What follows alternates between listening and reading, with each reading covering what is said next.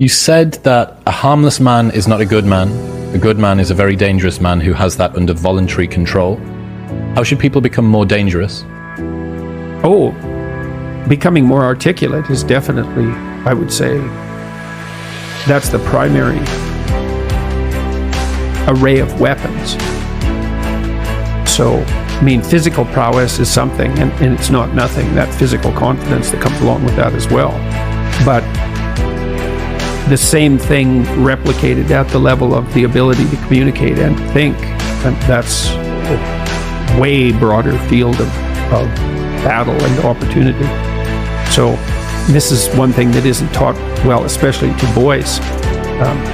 It's more important to teach it to boys, I would say, because they're more skeptical of such, the educational enterprise in general, generally speaking, partly because they're less obedient, partly because they're less agreeable. That's particularly true for disagreeable boys. And agreeable boys get higher grades, independent of their IQ and their academic achievement, because they're easier to deal with. So, what do you tell disagreeable boys? There's nothing that makes you more formidable than verbal competence, than being able to articulate, be able to think, to marshal your arguments, right? It's a battlefield metaphor. Get everything in order.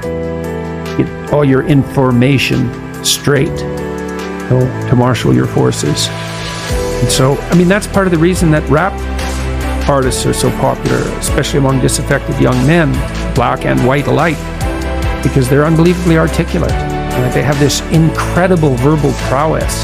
It's unbelievably attractive, and it's associated with genuine artistic and redemptive activity, often focusing on something that's approximately the voice of the underclass, let's say, but a powerful voice, right? And it's interesting to see how many young white guys identify with that. But if you only know how to behave, you're just a domesticated house cat or a lapdog. You have to push beyond the persona, and that's what the integration of the shadow does from a Jungian perspective. It's like to pull that monster that's being edited out of you, pull that back in, and to allow that to reveal itself within your increasingly sophisticated way of being. And then you're not just a persona. So if you want to push back on your persona, are you saying that you have to cultivate your shadow?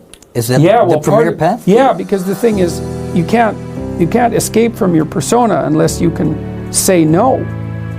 Like, here's an example from popular culture. In the Harry Potter series, Harry Potter's obviously the hero of the story. He's touched by malevolence, right? The only reason he can stand up against evil is because there's some evil in him that he's incorporated, essentially. Well, that's exactly right. The persona, if you're a persona, then you're an obedient citizen. But the problem with being an obedient citizen is that if the society tells you to march the Jews off to the death camp, for example, and you're obedient, then that's what you'll do. And it isn't like society is civilized and all of a sudden you're performing some act of atrocity. That isn't how it works. It's like you're obedient citizen, and then you're asked to violate your conscience a little bit. Yeah. And you have to, because you don't have anything other than that persona. And that's obedience. And so a little more obedience is demanded. You say, okay, well, and then you're a little bent, because the society is becoming a little bent. And then you're a little weaker. Then you're asked to violate your conscience a little bit more, and you think, well, there's a little less of me, and the pressure's on a little more, and I could have said no before, but I didn't. So you say yes again, then you say yes again, and then you have a society where 1/3 of the population is informing on the other 2/3. It's hell. It's like, well, so how do you say no? Well, that's the shadow. It's like, and the reason that the video I did about Bill C-16 and its compelled speech provisions went viral was because I said no. I didn't say it casually.